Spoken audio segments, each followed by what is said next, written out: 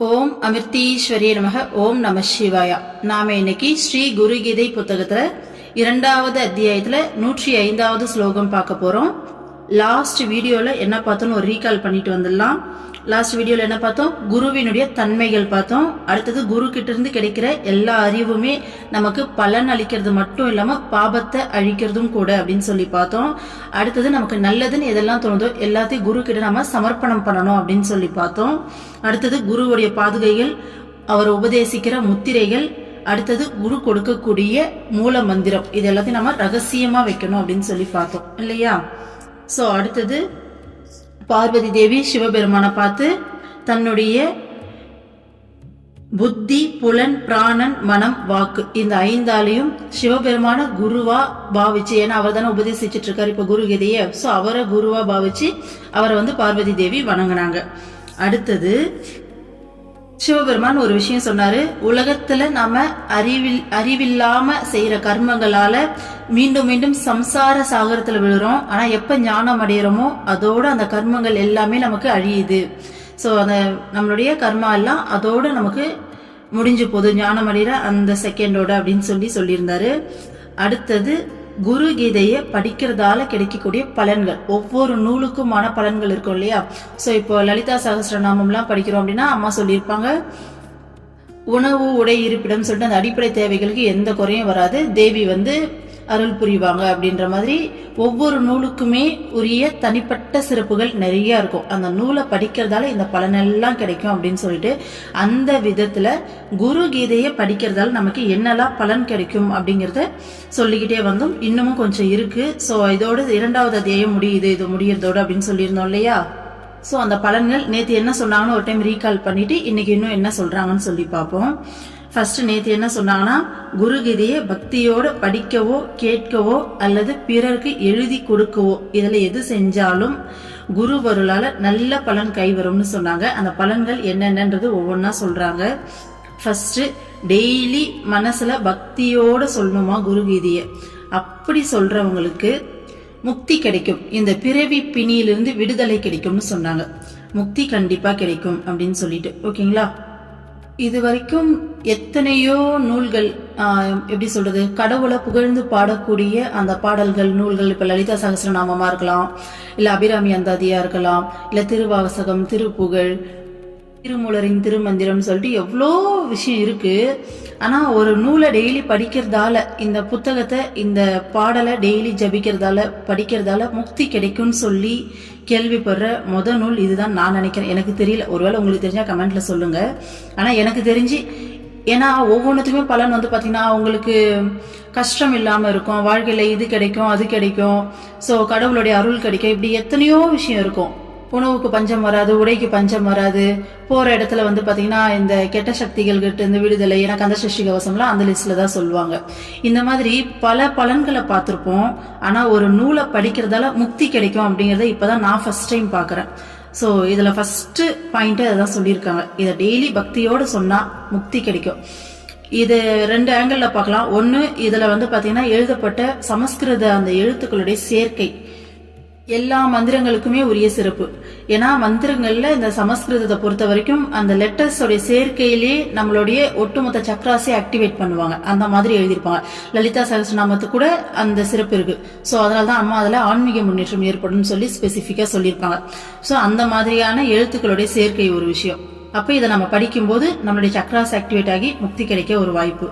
2வது, இன்னொரு ஆங்கிள் எப்படி பார்க்கலாம் இது அப்படின்னா, ஒரு மனுஷனுக்கு முக்தி கிடைக்கணும் அப்படின்னா கண்டிப்பா நார்மலா ஒரு பிறவி எடுத்து நார்மலா வாழ்ந்துட்டு வர ஒரு ஆத்மாக்கு முக்தி கிடைக்கணும்னா கண்டிப்பா அது குரு மூலமா தான் கிடைக்கும் இல்லையா?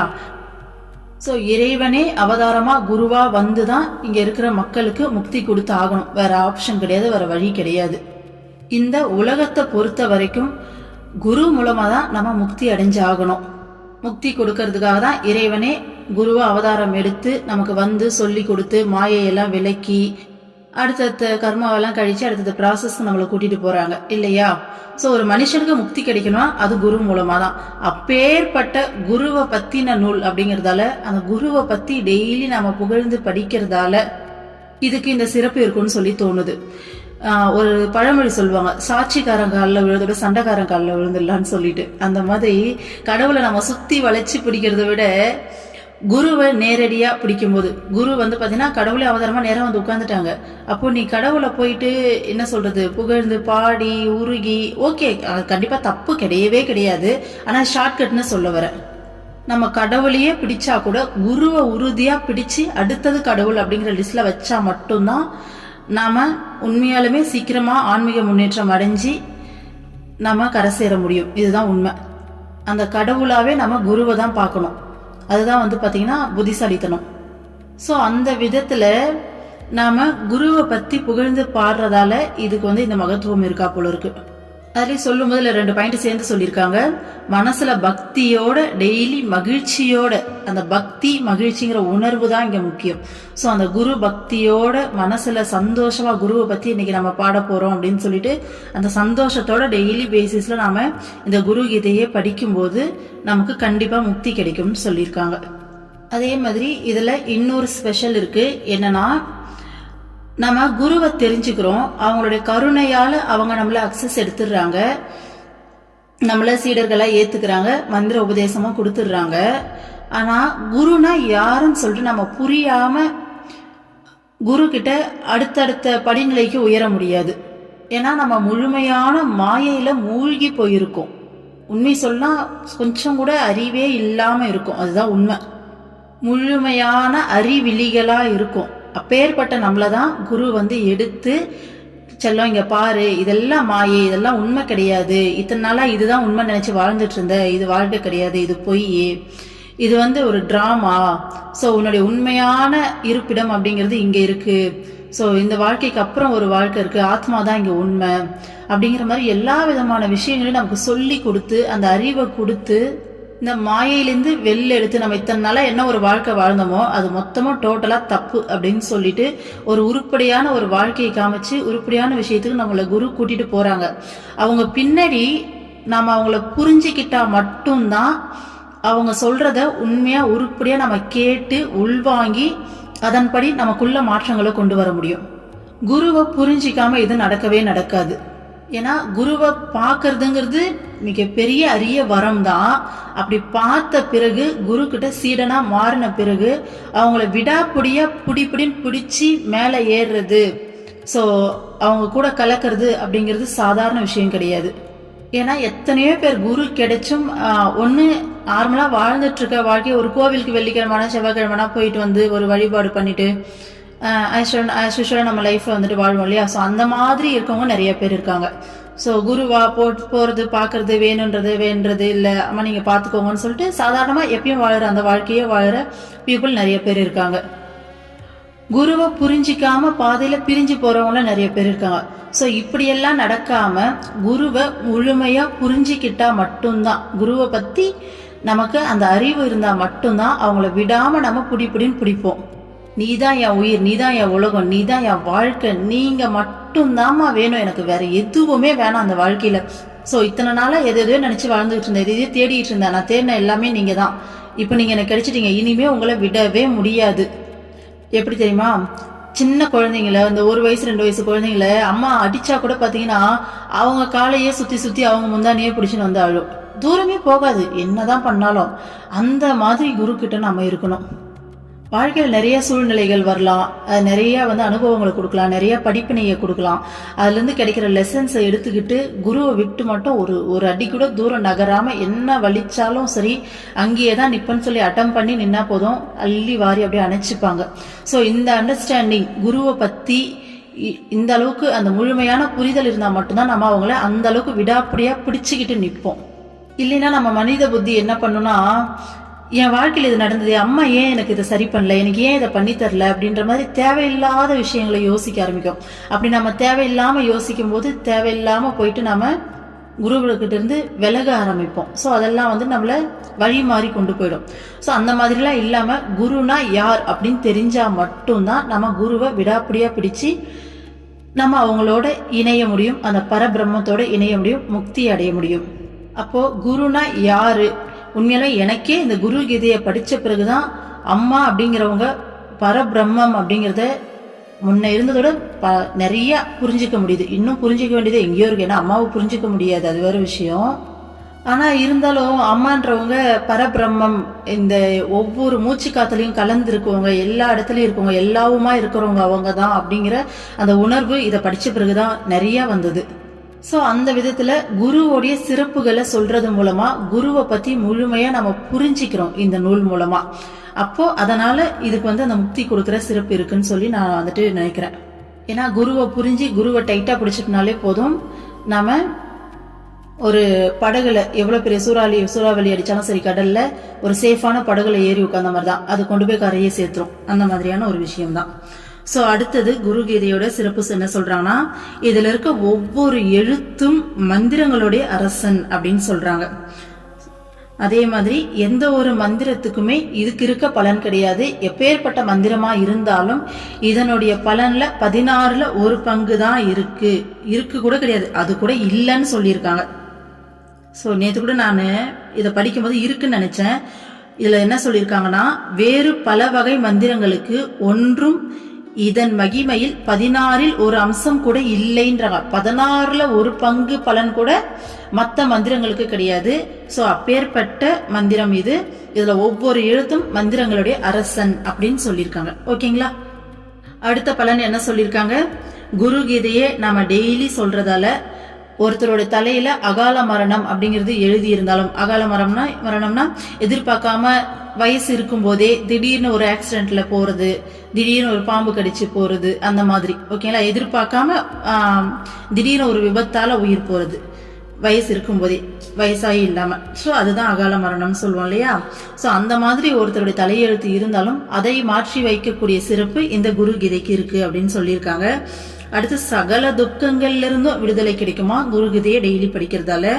அடுத்தது இந்த பேய் பிசாசு இந்த மாதிரியான கண்ணுக்கு தெரியாத தீய சக்திகள், அடுத்தது திருடன் புலி இந்த மாதிரியான கண்ணுக்கு தெரியக்கூடிய தீய சக்திகள் எல்லாத்திலிருந்தும் குரு கீதை ஒருத்தரை பாதுகாக்குது. ஏன்னா குரு கீதையை படிக்கும்போது கண்டிப்பா குருவோடைய சாநித்தியம் அவங்கள சுத்தி இருக்கும். ஸோ குரு கூட இருந்துட்டா போதும், நம்ம எதை பார்த்தும் பயப்பட வேண்டாம், எல்லாமே நம்மளை விட்டு தூரம் தான் நின்னாகணும் இல்லையா? ஸோ அவங்களுடைய பாதுகாப்புக்கு வந்துருவோம். அடுத்தது 105வது ஸ்லோகம். எனக்கு தெரிஞ்சு குருவோடைய பாதுகாப்புல இருக்கிறது அப்படிங்கிறது இந்த உலகத்திலேயே நான் ஏற்கனவே சொல்லியிருப்பேன், ஒரு மாய உலகத்துல வாழற மாதிரி. உண்மையாலுமே சொல்றேன்.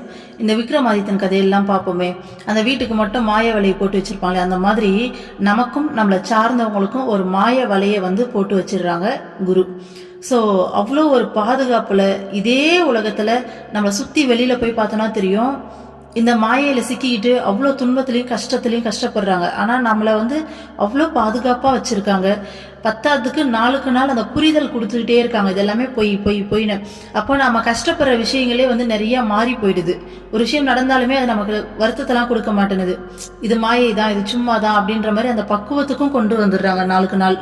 உண்மையாலுமே குரு கூட வாழற அந்த வாழ்க்கை அப்படிங்கிறது நம்ம இறந்த பிறகு சொர்க்கத்துக்கு போய் வாழணும்னு அவசியம் இல்லை. இந்த பூமியிலே சொர்க்கத்துல வாழ்ந்துட்டு இருக்கோம், இதே பூமியில சொர்க்கத்துல ஆல்ரெடி வாழ்ந்துகிட்டு இருக்கோம், அப்படிதான் எனக்கு தோணுது. அது நம்மளுடைய இதுக்கு முன்னாடி லைஃப் நினைச்சு பார்த்தா நமக்கு அது நல்லாவே அண்டர்ஸ்டாண்ட் ஆகும். பயங்கரமா பயந்துருப்போம், பயந்த ஒரு வாழ்க்கை, எல்லாத்துக்கும் பயப்படுவோம். ஒரு பசங்க ஸ்கூல் போனா கூட டக்குன்னு ஏதோ ஒரு ஞாபகம் வருது, ஐயோ பஸ் பத்திரமா போய் சேர்ந்துருமான்னு ஒரு எண்ணம் போதும் நம்மள அப்படி பயமுறுத்தும். அந்த மாதிரி ஒவ்வொரு விஷயத்துக்கும் பயந்த ஒரு வாழ்க்கையை தான் வாழ்ந்துட்டு இருந்திருப்போம். ஃபியூச்சரை நினைச்சா பயம், பாஸ்டை நினைச்சா வெறுப்பு, விரக்தி, இப்படி எல்லாத்துக்கும் பயந்த ஒரு வாழ்க்கையை வாழ்ந்திருப்போம். இன்னைக்கு எல்லா எண்ணங்கள்ல இருந்தும் நம்மள வெளில கொண்டு அவ்வளோ ஒரு பாதுகாப்பான உலகத்துக்கு கொண்டு போயிட்டு இருக்காங்க குரு. ஸோ இந்த உலகத்திலே யாரெல்லாம் குருவோடைய கண்ட்ரோல்ல குருவோட நிழல்ல இருக்காங்களோ அவங்க மட்டும்தான் சந்தோஷமான வாழ்க்கையை வாழறவங்கன்னு சொல்லிட்டு கண்டிப்பா நம்மளால 100% அடிச்சு சொல்ல முடியும். எவ்வளோ பணம் இருந்தாலும் அது கிடைக்காது. குருவோடைய பாதுகாப்பு அப்படிங்கிறது அவ்வளோ பெரிய பொக்கிஷம், அது நமக்கு கிடைச்சிருக்கு. உண்மையாலுமே அம்மாவுக்கு இல்லை உங்களுடைய குருவுக்கு நன்றி சொல்லுவோம் அந்த டைம்ல. அம்மா செல்லம், மனசார நன்றிம்மா. நாங்கள் ஒன்றுமே பண்ணல, ஆனால் எங்களோட குழந்தையா எடுத்துக்கிட்டு எப்படி பேம்பர் பண்ணுறல்ல, நன்றிம்மா. நன்றிங்கிற ஒரு வார்த்தை சத்தியமாக பத்தாது, ஆனால் எனக்கு வேற என்ன வார்த்தை சொல்கிறதுன்னு தெரியல. மனசார நன்றி. இன்னும் அடுத்தடுத்து உன் கூட இன்னும் நிறைய உன் கூட கலக்கணுமா, உன் கூட இணையணும், உன் கூட நீ வேற நான் வேற இல்லைன்னு சொல்லிட்டு கலந்துடணுமா. அதுக்கு நீ தான் எங்களை கூட்டிட்டு போகணும். லவ் யூமா. அடுத்து 105வது ஸ்லோகம் பாருங்க. சர்வோ பத்ர வகுஷ்டாதி துஷ்டதோஷ நிவாரிணி யத்பலம் குரு சாநித்யாத் தத்பலம் படனாத் பவேத். குஷ்டரோகம் போன்ற பெரு வியாதிகளையும் பிற தோஷங்களையும் குருகீதை நிவாரணம் செய்கிறது. குரு சந்நிதியில் வசிப்பதால் ஏற்படும் பலன் குருகீதையை பொருளறிந்து ஜபிப்பதன் மூலமும் கிடைக்கிறது. பாருங்க, குஷ்டரோகம்லாம் வந்துட்டா சரி பண்ண முடியாத வியாதி, ஒன்ஸ் வந்துட்டா அவ்வளவுதான் இல்லையா? சோ அந்த மாதிரியான பெரிய பெரிய வியாதிகளை கூட இந்த குரு கீதையை பாத்தீங்கன்னா நிவாரணம் செய்தாமா. இன்னும் மற்ற பிற தோஷங்கள்லாம் சொல்லுவாங்க இல்லையா? ஸோ அந்த மாதிரி தோஷங்களையும் இது நிவாரணம் செய்தாமா. அடுத்தது, இந்த குரு கீதையை பொருள் அறிஞ்சு நம்ம ஜபிக்கிறது மூலமா, ஸோ வெறுமனே படிக்காம இதோடைய மீனிங் புரிஞ்சு நம்ம டெய்லி பேசிஸ்ல ஜபிக்கிறதால குரு சந்நிதியில வாழ்ந்தா என்ன பலன் கிடைக்குமோ. இப்ப நமக்கெல்லாம் ஆசிரமத்துல வாழ முடியலையே அப்படிங்கிற ஒரு ஏக்கம் இருக்கும் இல்லையா? ஆனா அங்க நாம இருக்கிறதால என்ன பலன் கிடைக்குமோ அந்த பலன் இந்த குரு கீதையை மீனிங் புரிஞ்சு நாம ஜபிக்கிறதால கிடைக்குமாமா. எவ்வளவு பெரிய விஷயம் இல்ல? இல்ல பாருங்க, பொருளறிந்து ஜபிப்பதன் மூலம்னு சொல்லியிருக்காங்க. எப்போ நாம இந்த குரு கீதையை மீனிங் புரிஞ்சு ஜபிக்கிறோமோ அப்பவே குரு பக்தின்றது நம்ம மனசுல அதிகமாயிடும். குரு மேல இருக்க பக்தி, குரு மேல இருக்க நம்பிக்கை, குரு கிட்ட சரணாகதி, இதெல்லாம் அதிகரிக்க அதிகரிக்க நம்ம அந்த குரு கிட்ட முழுமையா சரணாகதி அடையும் போது அதுக்கு மேல நம்ம அடைய வேண்டியது வேற ஒண்ணுமே இல்லை இல்லையா? முழுமையான சரணாகதி நான் சொல்றது. அந்த முழுமையான சரணாகதி அடையும் போது முழுமையான நம்பிக்கை, நம்ம எல்லாத்துல இருந்துமே விடுபட்டுருவோம். நம்மளுடைய எல்லா வித பயங்கள்ல இருந்தோம், எல்லா வித ஆசைகள்ல இருந்தோம், எல்லாத்துல இருந்து விடுபட்டுருவோம். ஸோ அதுதான் முக்தி. அதுதான் அதனாலதான் பாத்தீங்கன்னா பொருளறிந்து ஜபிப்பதன் மூலம் அப்படின்னு சொல்லியிருக்காங்க. ஸோ இதை நம்ம ஒரு டைம் படித்தோம், ஒரு டைம் கேட்டோம் அப்படின்னு சொல்லி இல்லாமல் மீண்டும் மீண்டும் இந்த விஷயங்களை ரீகால் பண்ணணும். ஏன்னா குரு கிட்ட நம்ம அந்த நம்பிக்கையை வளர்க்கணும். அதுதான் முக்கியம். அந்த நம்பிக்கையை வளர வளர வளர நமக்குள்ள நாமளே அந்த நான்ன்ற தன்மையை தானாகவே இழக்க ஆரம்பிச்சிருவோம். ஸோ எழுந்து குரு கூட கலக்க ஆரம்பிச்சிருவோம். நமக்கு தேவையில்லாத எந்த ஒரு வாசனைகள், பற்றுகள் எல்லாமே நம்மளை விட்டு தானாகவே போயிடும். ஸோ அதுதான். அடுத்த ஸ்லோகம் பாருங்க. அசித்தம் சாதயேத் காரியம் நவக்ரஹ பயாபகம் துஸ்வப்ன நாசனம் சைவ சுஸ்வப்ன பலதாயகம். குரு கீதையை தினமும் பாராயணம் செய்வதால் சாத்தியமற்றது என தோன்றும் செயல் கூட சாத்தியமாகும். அது நவகிரகங்கள் மூலம் ஏற்படும் பயத்தை நீக்குவதுடன் தீய கனவுகளை அகற்றி நல்ல கனவுகளை தருகிறது.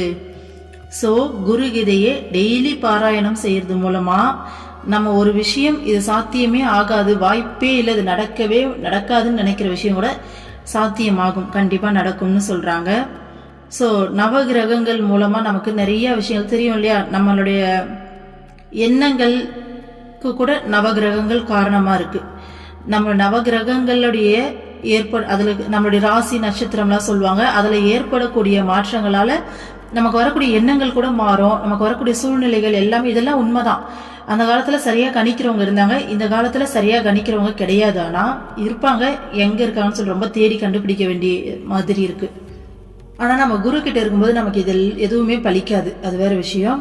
ஆனா இந்த குரு கீதையே நம்ம பாராயணம் பண்ணும்போது, ஜபிக்கும் போது, இந்த மீனிங் புரிஞ்சு படிக்கும்போது, அதுதான் எல்லாத்துக்கும் பேஸ் பாத்தீங்கன்னா குரு மேல ஏற்படக்கூடிய நம்பிக்கை, குருவை நம்ம புரிஞ்சுக்கிறது, அதுக்கப்புறம் குரு பக்தி, இதெல்லாம் தான். இது அதிகரிக்க அதிகரிக்க குருவோடைய அந்த சாநித்தியம், அவங்களுடைய அந்த பவர் நமக்கு கவசமா நமக்கு இருக்கும். அப்ப எதுவுமே நம்மளை கிட்ட வர முடியாது, எதுவுமே வர முடியாது. நம்ம அவ்வளவு பெரிய சேஃப் ஜோன்ல இருப்போம். ஸோ நவகிரகங்களால ஏற்படுற அந்த பயத்தை நீக்கும்னு சொல்றாங்க.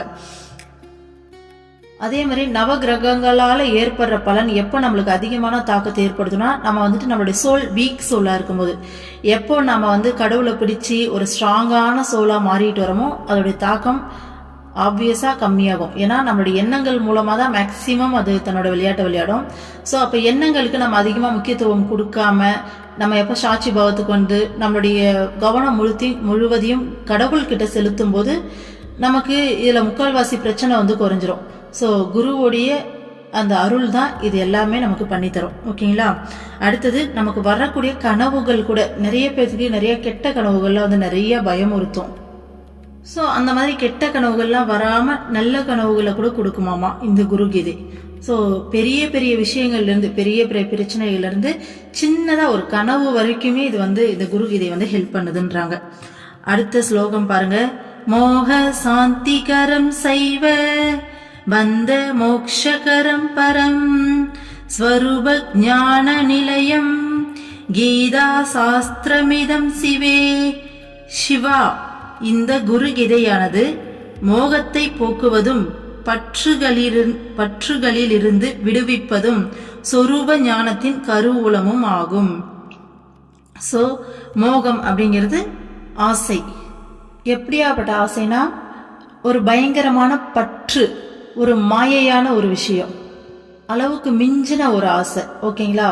ஒரு நார்மலா நியாயமா நல்லா யோசிச்சு வரக்கூடிய ஒரு அன்பு அப்படி கிடையாது. அது ஒரு பற்று. எப்படின்னா இப்போ ஒரு பையனை பார்த்தோன்னே இல்லை ஒரு பொண்ணை பார்த்தோன்னே ஒரு பையனுக்கு, ஒரு பையனை பார்த்தோன்னே ஒரு பொண்ணுக்கு அவங்கள பற்றி எதுவுமே தெரியாது, ஆனால் அவங்க மேலே ஒரு க்ரஷ் மாதிரி வரும் பார்த்தீங்களா? ஸோ அந்த மாதிரி சொல்லலாம். அவங்க நல்லவங்களா கெட்டவங்களா செட் ஆவாங்களா மாட்டாங்களா எதுவுமே தெரியாது, ஆனால் அவங்கள பார்த்த உடனே தேவையில்லாமல் ஒரு எண்ணம் அப்படியே ஒரு பூதாகரமாக கிரியேட் ஆகும் பார்த்தீங்களா? ஸோ அதை வந்துட்டு எக்ஸாம்பிளாக சொல்லலாம். அதுதான் மோகம்னு சொல்லுவாங்க. அந்த மாதிரி ஒரு பொருள் மேலே ஒரு சிலருக்கு கார் மேலே வந்து மோகம் இருக்கும், அந்த காரை வாங்கியே தீரணும், அதுதான் மோகம். ஓகேங்களா? ஸோ அந்த மாதிரி மோகத்தை வந்துட்டு இந்த குருகீதை போக்கும். ஏன்னா குருகீதையை படித்தாலே நமக்கு உண்மை புரிய ஆரம்பிச்சிடும். ஸோ அப்போ மோகம் அப்படிங்கிறதுக்கு அங்கே இடம் கிடையாது. அடுத்து பற்றுகள்லேருந்து விடுவிப்பதும். கண்டிப்பாக இந்த மாயை, இந்த உலகமே மாயைன்னு தெரியும் போது பற்றுகள்லேருந்து தானாகவே விடுதலை பெறுவோமா? அடுத்து சொரூப ஞானத்தின் கருவூலமும் ஆகும். ஸோ உண்மையான ஆத்மஸ்வரூப ஞானத்தோடைய கருவூலமே இந்த குருகீதை தான் அப்படின்னு சொல்றாங்க. ஏன்னா இந்த குருகீதையில மாயை பத்தி நிறைய சொல்லியிருக்காங்க. அடுத்தது பரபிரம்மம் தான் குருன்னு சொல்லி குருவை பத்தி நிறைய சொல்லியிருக்காங்க. மொத்தமா இந்த லைஃப்னா என்ன, இங்க என்ன கேம் நடக்குதுங்கிறத வெட்ட வெளிச்சமா அந்த குருகீதையில பேசியிருக்காங்க. அந்த விஷயங்கள்லாம் தெரியும் போது குருகீதையை படிக்கும்போது குருவுடைய அருளும் கூட இருக்கிறதால நமக்கு கண்டிப்பா மோகம் கண்டிப்பா போகும், பற்றுகள்ல இருந்து விடுதலை கிடைக்கும். அடுத்தது சொரூப ஞானத்தோடைய கருவூலமும் இந்த குருகீதை தான் சொல்றாங்க. ஓகேங்களா? அடுத்த ஸ்லோகம் பாருங்க. யம் யம் சிந்தயதே காமம் தம் தம் பிராப்னோதி நிச்சயம் நித்யம் சௌபாக்கியதம் புண்ணியம் தாபத்ரய குலாபகம். எதை ஜபிக்கும் போது ஆசைகள் எல்லாம் நிச்சயம் நிறைவேறுகிறதோ அந்த குருகீதையானது நிலையான சௌபாக்கியத்தை அளிப்பதும் புண்ணியமானதும் மூன்று விதமான தாபங்கள் என்ன? ஆத்தியாத்மிகம், ஆதிதைவிகம், ஆதி பௌதிகம் அடியோடு அகற்றுவதும் ஆகும். ஸோ குருகீதையை ஜபிக்கும் போது ஆசைகள் எல்லாம் நிச்சயமா நிறைவேறுமா? அடுத்தது நிலையான சௌபாக்கியம் வந்து நமக்கு கிடைக்குமா? அடுத்தது புண்ணியமானது அப்படின்னு சொல்றாங்க. கடைசியா மூன்று விதமான தாபங்களை அடியோடு அகற்றுவதுன்னு சொல்லியிருக்காங்க. அந்த மூன்று விதமான தாபங்கள்னா ஃபர்ஸ்ட் ஒன் ஆத்தியாத்மிகம். ஆத்தியாத்மிகம் அப்படிங்கிறது தன்னுடைய உடல் மனம் சார்ந்து வரக்கூடிய துன்பங்கள், தன்னுடைய உடல் உபாதைகளால வரக்கூடிய துன்பங்களும் தன்னுடைய சொந்த மனதால விளையக்கூடிய துன்பங்களும். ஓகேங்களா? அடுத்தது ஆதிதைவிகம் அப்படிங்கிறது நம்மளை சுத்தி இருக்க பொருட்களாலும் சுத்தி இருக்க மனிதர்கள் அப்படிங்கிற சுத்தி இருக்க பொருட்களால வரக்கூடிய துன்பம் தான் ஆதிதைவிகம். சுத்தி இருக்கவங்களெல்லாம் இப்போ பக்கத்துல இருக்கவங்க ஏதாச்சும் நம்மளை ஹர்ட் பண்ணி பேசலாம், இல்ல நம்மளுடைய பொருள் ஒன்று திருடு போனா வந்துட்டு ஒரு துன்பம் ஏற்படும் இல்லையா? ஸோ அந்த மாதிரி. அடுத்து ஒரு பூச்சியோ ஏதோ ஒன்று கடிக்கும் போது நமக்கு ஒரு துன்பம் ஏற்படும் இல்லையா? ஸோ நம்மளுடைய சொந்த உடல் சொந்த மனம் இல்லாம சுத்தி இருக்கிறதால ஏற்படக்கூடிய துன்பம் தான் ஆதிதைவிகம். அடுத்தது ஆதி பௌதிகம் அப்படிங்கிறது தெய்வ சக்திகளால இயற்கை சீற்றங்கள்லாம் சொல்லுவோம் இல்லையா? ஸோ நம்மளை மீறின சக்திகளால ஏற்படக்கூடிய துன்பங்கள், இப்போ சுனாமி கொரோனாலாம் சொன்னோம் இல்லையா? ஸோ அந்த மாதிரி இயற்கை சீற்றங்கள்லாம் சொல்லலாம். ஸோ இதெல்லாம் வந்து பார்த்தீங்கன்னா ஆதி பௌதிகம். அப்போ இந்த குருகீதையை நாம டெய்லி ஜபிக்கிறதால இந்த மூன்று விதமான துன்பங்களையும் அடியோடு அகற்றும் இந்த குருகீதை அப்படின்னு சொல்லியிருக்காங்க. ஓகேங்களா? ஸோ குருகீதையை படிக்கும்போது இந்த ஸ்லோகத்தில் என்ன சொல்லியிருக்காங்கன்னா, ஆசைகள் எல்லாம் நிச்சயம் நிறைவேறுமா, நிலையான சௌபாக்கியம் வந்து கிடைக்குமாமா. அடுத்தது நமக்கு புண்ணியமானது, இந்த குருகீதையே ஒரு புண்ணியமானது. அடுத்தது இந்த 3 விதமான துன்பங்கள்ல இருந்தும் நமக்கு விடுதலை கிடைக்குதுன்னு சொல்லியிருக்காங்க. ஓகேங்களா. ஸோ லிஸ்ட் நீண்டுகிட்டே போகுதுன்ற மாதிரி குருகீதையோட பலன்கள் இன்னும் நிறைய இருக்கு. சரி பார்ப்போம். இப்பயே 25 மினிட்ஸ் ஆயிடுச்சு. இப்போதான் 108 வந்திருக்கோம், நாம 115 வரைக்கும் இருக்கு. சரி பார்ப்போம். சர்வ சாந்திகரம் நித்யம் ததா வந்தியா சுபுத்ரதம் அவைதவ்யகரம் ஸ்திரீனாம் சௌபாக்கியஸ்ய விவர்தனம். குருகீதையானது சகலவித நிலையான அமைதியை அளிப்பதும், மகப்பேறு இல்லாத பெண்களுக்கு நல்ல மகவை அளிப்பதும், விதவை கோலம் வராமல் தடுப்பதும், சௌபாக்கியத்தை வளரச் செய்வதும் ஆகும். ஒரு புத்தகத்துக்கு இவ்வளவு பலன்கள் இருக்க முடியுமா அப்படின்ற அளவுக்கு சொல்லிக்கிட்டே இருக்காங்க. இன்னும் சொல்லிட்டு பாருங்க. நிலையான அமைதி, ஓகேங்களா, அதை வந்து கொடுக்குதாமா. அதுதான் நமக்கு முக்தி நிலையில அனுபவிக்கக்கூடிய அமைதி. ஓகேங்களா. அடுத்தது குழந்தை இல்லாதவங்களுக்கு குழந்தை கிடைக்குமாமா. அதே மாதிரி ஒருத்தவங்களுடைய தலையெழுத்துல விதவை கோலம் அப்படிங்கிறது எழுதப்பட்டிருந்தாலும் அதை வந்து மாற்றி அமைச்சு சௌபாக்கியத்தை கொடுக்கறது இந்த குருகீதை அப்படின்னு சொல்றாங்க. ஓகேங்களா. ஸோ அவங்க ஹஸ்பண்ட் வந்துட்டு இத்தனை வயசுல அவங்களுக்கு ஹஸ்பண்ட் இல்லாமல் அவங்க கஷ்டப்படணும் அப்படிங்கிற ஒரு தலையெழுத்து இருந்தாலும் அதையே மாற்றி அமைச்சு அவங்களுக்கு நீண்ட ஆயுளை கொடுத்து ஸோ அந்த விதவை கோலம் இல்லாமல் சௌபாக்கியத்தோட வாழ வைக்கும் இந்த குருகீதைன்னு சொல்றாங்க. எவ்வளோ பெரிய விஷயம் இல்லை. அடுத்தடுத்து இன்னும் சொல்லிக்கிட்டே இருக்காங்க. அடுத்த ஸ்லோகம் பாருங்க. ஆயுராரோக்கிய மைஸ்வர்யம் புத்திர பௌத்திர பர்வர்தனம் நிஷ்காம ஜாபி விதவா படேன் மோக்ஷம வாப்னுயாத். குருகீதையானது ஆயுள், ஆரோக்கியம், ஐஸ்வர்யம் ஆகியவற்றை அளித்து புத்திர பௌத்திர வளர்ச்சிக்கும் வழி செய்கிறது. பலனை எதிர்பாராத குருகீதையை ஜபிக்கும் விதவை மோட்சத்தை அடைகிறாள். பாருங்க, ஆயுள் கொடுக்குதாமா. ஸோ நமக்கு ஆயுள் பதிலே முடிகிற மாதிரி தான் அதையும் நீட்டி கொடுக்குது, ஆரோக்கியத்தை கொடுக்குது. ஐஸ்வர்யம் அப்படிங்கிறது செல்வங்கள், ஓகேங்களா, செல்வங்களை கொடுக்குது. அடுத்து புத்திர பௌத்திர வளர்ச்சி, நம்மளுக்கு புத்திர பாக்கியத்தை கொடுக்குது. ஓகேங்களா. ஸோ விதவை ஆகிற தலையெழுத்து இருந்தால் விதவை ஆகாமல் தடுக்குது. சப்போஸ் அவங்களுக்கு முன்னாடியே ஆயிட்டாங்க அப்படின்னா அதுக்கப்புறம் தான் குருகீதை தெரியுதுன்னா குருகீதையை பலனை எதிர்பார்க்காம ஜபிக்கும் போது அவங்களுக்கு மோட்சத்தை கொடுக்குதுன்றாங்க. ஓகேங்களா. சோ அடுத்தது பாருங்க. அவைதவ்யம் சகாமாது லபதே சான்ய ஜன்மனி சர்வது கமயம் விக்னம் நாசயேத்தபஹாரகம். விருப்பத்துடன் குருகீதையை ஜபிக்கும் பெண்ணுக்கு ஒரு நாளும் இப்பிறவிலும் வரும் பிறவிகளிலும் விதவை கோலம் ஏற்படாது. குருகீதை சகல துக்கங்களையும் தடைகளையும் நீக்குகிறது. ஸோ பாருங்க, திரும்ப திரும்ப இந்த பாயிண்ட சொல்லிக்கிட்டே இருக்காங்க. விருப்பத்தோட யார் ஒருத்தர் இந்த குருகீதையை ஜபிக்கிறாங்களோ அவங்களுக்கு இந்த ஒரு பிறவியில் இல்லப்பா, இன்னும் எத்தனை பிறவிகள் எடுத்தாலும் விதவை கோலம் ஏற்படாதாமா. எவ்வளவு பெரிய விஷயம் இல்லை. இந்த அளவுக்கு பலன்லாம் எந்த புக்கிலேயாச்சும் இருக்கான்னு எனக்கு தெரியல. உண்மையாலுமே ரொம்ப அதிகமான பலன் சொல்லிக்கிட்டே இருக்காங்க. இதுவும் பார்த்தீங்கன்னா சிவபெருமான் தன்னுடைய திருவாய் மலர்ந்து சொன்னது இது எல்லாமே. ஸோ இதுவுமே பொய் அப்படின்னு சொல்றது கிடையாது. அவங்களெல்லாம் சொல்றாங்க ஒரு விஷயம்னா அது கண்டிப்பா நடந்தே தீரும். ஓகேங்களா. ஸோ அப்போ இந்த ஒரு பிறவி மட்டும் இல்லாம எத்தனை பிறவி எடுத்தாலும் அவங்களுக்கு விதவை கோலம் ஏற்படாதாமா. ஸோ அப்பேற்பட்ட, ஏன்னா இந்த ஒரு பிறவில சொல்லலாம், இதுக்கு மேல நீ எத்தனை பிறவி எடுத்தாலும் நீ வந்து குருகீதையை வந்துட்டு பக்தியோட விருப்பத்தோட ஜபிக்கிறனா உனக்கு அந்த விஷயமே எத்தனை பிறவி எடுத்தாலும் உனக்கு அது நடக்காது. எப்பயுமே நீ வந்து பாத்தீங்கன்னா அந்த சௌபாக்கியத்தோட தான் இருப்ப, சுமங்கலியா தான் இருப்பங்கிறது எவ்வளவு பெரிய விஷயம் இல்ல. அடுத்தது பாருங்க, சகல துக்கங்களையும் தடைகளையும் நீக்குகிறதுன்னு சொல்றாங்க. ஓகேங்களா. அடுத்த ஸ்லோகம் பாருங்க. சர்வ பாப்ரசமனம் தர்ம காமார்த்த மோக்ஷதம் யம் யம் சிந்தயதே காமம் தம் தம் பிராப்னோதி நிச்சிதம். குருகீதை சகல பாபங்களையும் நீக்குவதும் அறம், பொருள், இன்பம், வீடு என்னும் புருஷார்த்தங்களை நல்குவதும் ஆகும். குருகீதையை ஜபிப்பதால் சகல விருப்பங்களும் நிச்சயமாக நிறைவேறும். ஸோ இந்த குரு கீதையை நாம ஜபிக்கும் போது நம்மளுடைய சகல விதமான பாவங்களும் நீங்குதுன்றாங்க. இந்த பிறவில செஞ்சது, முற்பிறவிகள்ல செஞ்சதுன்னு சொல்லிட்டு எல்லா பாவங்களும் நீங்குது. எவ்வளவு பெரிய விஷயம் இல்ல? அந்த கர்மா கிட்டல தான் நம்ம மாட்டிக்கிட்டு வந்துட்டு நம்ம இவ்வளவு கஷ்டப்பட்டுட்டு இருக்கோம். ஸோ எந்த பிறவில என்ன செஞ்சோமோன்னு சொல்லி தெரியாம அப்படியாப்பட்ட பாவங்களையே இது வந்து நீக்குது. எல்லா பாவங்களையுமே நீக்குதுன்றாங்க. அடுத்தது அறம், பொருள், இன்பம், வீடு. ஸோ இங்க அறம் அப்படிங்கிறது அறமான வாழ்க்கை நாம மேற்கொள்ற அந்த குணம். பொருள்ங்கிறது பொருள் செல்வம்.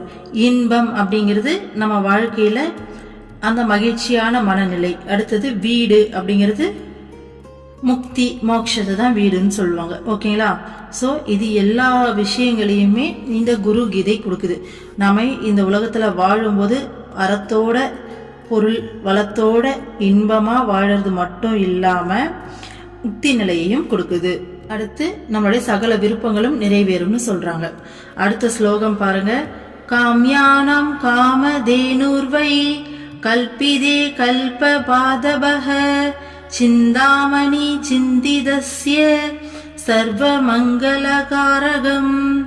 விரும்பிய காரியங்களை நல்கும் காமதேனுவும் சங்கல்பித்த காரியங்களை நிறைவேற்றி தரும் கற்பக மரமுமான குரு கீதையானது நினைத்ததை எல்லாம் நல்கும் சிந்தாமணியும் சர்வ மங்களங்களை அருளுவதும் ஆகிறது. பாருங்க, காமதேனு அப்படிங்கிறது நம்ம என்னெல்லாம் வந்து வேணும்னு நினைக்கிறோமோ அது எல்லாத்தையும் நிறைவேற்றி கொடுக்கறது. அடுத்தது கற்பக மரம் அப்படிங்கிறது, அந்த கற்பக மரத்துக்கிட்ட நம்ம எதெல்லாம் ஒரு காரியம் நிறைவேறணும்னு சொல்லிட்டு என்னெல்லாம் நம்ம வேண்டுமோ அது எல்லாமே நடத்தி கொடுக்கறது. எல்லாமே சேம் தான். ஓகேங்களா? அடுத்தது சிந்தாமணியோ அதே தான். நம்ம என்னெல்லாம் நினைக்கிறோமோ அது எல்லாத்தையும் நிறைவேற்றி கொடுக்கறது. ஓகேங்களா? ஸோ இந்த குரு கீதையை இது எல்லாத்துக்கூடவும் ஒப்பிடுறாங்க. ஓகேங்களா? குரு கீதைங்கிறது விரும்பிய காரியங்களை நமக்கு நிறைவேற்றி தர காமதேனுவாகவும் இருக்குது எல்லாமே. அடுத்தது கற்பக மரமாகவும் இருக்கு, சிந்தாமணியாகவும் இருக்கு. இது எல்லாமே நம்ம நினைக்கிறத நடத்தி கொடுக்கறது. இந்த அலாவுதீனும் அற்புத விளக்கும் மாதிரி நம்ம என்ன நினைக்கிறோமோ அதை நடத்தி கொடுக்கக்கூடிய விஷயங்களா புராணங்கள்ல சொல்லுவாங்க இல்லையா? கற்பக மரம், இந்த சிந்தாமணி, காமதேனுவெல்லாம் அந்த மாதிரி குரு கீதை நமக்கு இருக்கு அப்படின்றாங்க. ஓகேங்களா? ஸோ நம்ம என்ன நினைக்கிறோமோ அதை நடத்தி கொடுக்கும், பிளஸ் சர்வ மங்களங்களை அருளும் அப்படின்னு சொல்றாங்க. அடுத்த ஸ்லோகம் பாருங்க. லிகித்வா பூஜயேத்யஸ்து மோக்ஷஶ்ரியம வாப்னுயாத் குரு பக்திர் விசேஷேன ஜாயதே ஹிருதி சர்வதா. குரு கீதையை எழுதி வழிபடுபவர்கள் யாரோ அவர்கள் மோட்சமாகும் செல்வத்தை அடைந்து இதயத்தில் எப்போதும் உயர்வான குரு பக்தி உள்ளவர்களாக இருப்பர். பாருங்க, குரு கீதையை எழுதி யார் வழிபடுறாங்களோ அவங்களுக்கு. ஓகேங்களா? ஸோ எழுதி வழிபடுறதுன்னா அந்த காலத்துல பிரிண்ட் எல்லாம் இருந்திருக்காதுன்னு நினைக்கிறேன். அதனால எழுதி வச்சுக்கிட்டு அப்படின்றது யூஸ் பண்ணியிருக்காங்க. ஆக மொத்தம் நம்ம குரு கீதையை வழிபடும் போது ஓகேங்களா நமக்கு மோட்சம் கிடைக்கும்னு சொல்லியிருக்காங்க. அடுத்தது எப்பயுமே இதயத்துல உயர்வான குரு பக்தி உள்ளவங்களா நம்ம மாறுவோம்னு சொல்றாங்க. ஸோ நம்ம அடைய வேண்டியதிலே மிக உயர்ந்த விஷயம் வந்து அந்த குரு பக்தி தான். குரு பக்தி கிடைச்சிருச்சுன்னா அந்த உலகத்துல கிடைக்க வேண்டிய வேற எதுவுமே இல்லை. அந்த குரு பக்தி போது நமக்கு எல்லாத்தையும் கொண்டு வந்து சேர்த்துரும். அப்பேற்பட்ட குரு பக்தி நமக்கு கிடைக்கும்னு சொல்லியிருக்காங்க. ஓகேங்களா? ஸோ நம்ம நினைச்சதெல்லாம் நிறைவேற்றி தர காமதேனுவாவும் கற்பக மரமாவும் சிந்தாமணியாவும் குரு கீதையை ஒப்பிடுறாங்க. அடுத்தது குரு பக்தி நம்ம மனசுல உயரும்னு சொல்லியிருக்காங்க. அடுத்து டெய்லி வழிபடும் போது நமக்கு மோட்சம் கிடைக்கும்னு சொல்றாங்க. எவ்வளோ விஷயங்கள் சொல்லிக்கிட்டே வராங்கல்ல. நமக்கு வந்துட்டு இப்போ எல்லா பாவங்கள்ல இருந்து விடுதலை கிடைக்கும். ஸோ இந்த உலகத்துல வாழும்போது அறத்தோட பொருள் சேர்த்து இன்பமா வாழ்ந்து முக்தி அடையலாம் அப்படின்னு சொல்றாங்க. இதை விட வேற என்ன வேணும் அப்படிங்கிற அளவுக்கு இந்த குரு கீதையில பலன்கள் வந்து பாத்தீங்கன்னா அவ்வளோ விஷயம் சொல்றாங்க. அடுத்து கடைசி ஸ்லோகம் 115வது ஸ்லோகம் 2வது அத்தியாயத்துல கடைசி ஸ்லோகம். ஓகேங்களா? ஜபந்தி சாக்தா சௌராச்ச கானபத்யாச்ச வைஷ்ணவாஹ சைவா பாசுபதா சர்வே சத்யம் சத்யம் ந சம்சயஹ. சக்தி, சூரியன், கணபதி, விஷ்ணு, சிவன், பசுபதி ஆகிய தெய்வங்களை வழிபடும் அனைவரும் குரு கீதையை பக்தியுடன் ஜபித்து நலம் பெறுவர். இது உண்மை, உண்மை, ஐயமில்லை. சோ இங்க கடவுள் அப்படிங்கிறவங்க ஒருத்தவங்க தான். ஓகேங்களா? அப்போ கடவுள் பக்தியோட வழிபடுற நம்ம எல்லாரும் குரு கீதையை பக்தியோட ஜபிச்சோம் அப்படின்னா கண்டிப்பா இதுல சொல்லப்பட்ட எல்லா நன்மைகளுமே கிடைக்கும். இது வந்து பாத்தீங்கன்னா உண்மை, இதுல சந்தேகமே கிடையாதுன்னு சொல்லி சிவபெருமான் சத்தியம் பண்ணி சொல்றார். சத்தியம் சத்தியம் ந சம்சயகன் முடியுது இந்த ஸ்லோகம். ஓகேங்களா? ஸோ இப்போ சொல்லப்பட்ட எல்லா நன்மைகளும் கண்டிப்பாக யார் ஒருத்தர் அந்த பக்தியோடு இதை படிக்கிறாங்களோ அவங்களுக்கு கண்டிப்பாக கிடைக்கும்னு சொல்லி சிவபெருமான் சத்தியமிட்டு சொல்றார். ஓகேங்களா? ஸோ இவ்வளவு நாளாக நாம் கேட்டுக்கிட்டு வந்த குரு கீதையோட பலன்களை இந்த அத்தியாயத்தில் சொல்லி முடிச்சிருக்காங்க. ஸோ நானே இப்போ தான் பார்க்குறேன் எவ்வளோ பெரிய விஷயம் இல்லை, எவ்வளோ பலன்கள் சொல்லியிருக்காங்க. மெயினாக முக்தி கிடைச்சிடும், குரு பக்தி கிடைக்கும் அப்படின்ற மாதிரி எல்லா விஷயத்தையும் சொல்லியிருக்காங்க. சகல சௌபாக்கியம் கிடைக்கும். ஸோ கனவு உட்பட கெட்ட கனவு வராது, நல்ல கனவு தான் வரும். கேட்டதெல்லாம் கிடைக்கும். நம்ம என்னத்தை கேட்க போகிறோம்? கடவுளை தான் கேட்க போகிறோம். அந்த மாதிரி எல்லா விஷயத்தையும். ஸோ அடுத்து வந்து பார்த்தீங்கன்னா இந்த பிரிவு இல்லாமல் எந்த பிரிவிலையும் வந்து பார்த்தீங்கன்னா அந்த விதவையாக மாட்டாங்க. அந்த ஒரு சௌபாக்கியம் கிடைக்கும், புத்திர பாக்கியம் கிடைக்கும். எவ்வளோ விஷயம் இல்லையா? நிறைய விஷயம். ஸோ சகல பாவங்களும் வந்து பார்த்தீங்கன்னா இதனால் தீரும். அந்த மாதிரி பல விஷயத்த வந்துட்டு இதோடைய பலனாக சொல்லியிருக்காங்க. எனக்கே ஆச்சரியமாக தான் இருக்குது, இந்த புக்குக்கு இவ்வளவு பலன் இருக்கா அப்படின்ட்டு. ஸோ அந்த பரபிரம்மே குருவாக இறங்கி வந்து நமக்கு வந்து சொல்லி கொடுத்து அப்பேற்பட்ட குருவை பற்றி சொல்கிற புக்கு இல்லையா? ஸோ அதனால தான் இவ்வளவு பலன் இருக்குது. ஸோ அடுத்த வீடியோவில் நம்ம 3ஆம் அத்தியாயம் ஸ்டார்ட் பண்ணலாம். இதோட 2வது அத்தியாயம் வந்து முடியுது. நெக்ஸ்ட் வீடியோவில் பார்க்கலாம். ஓம் அமிர்தீஸ்வரி நமக. ஓம் நம சிவயா. சர்வம் கிருஷ்ணா அர்ப்பணம்.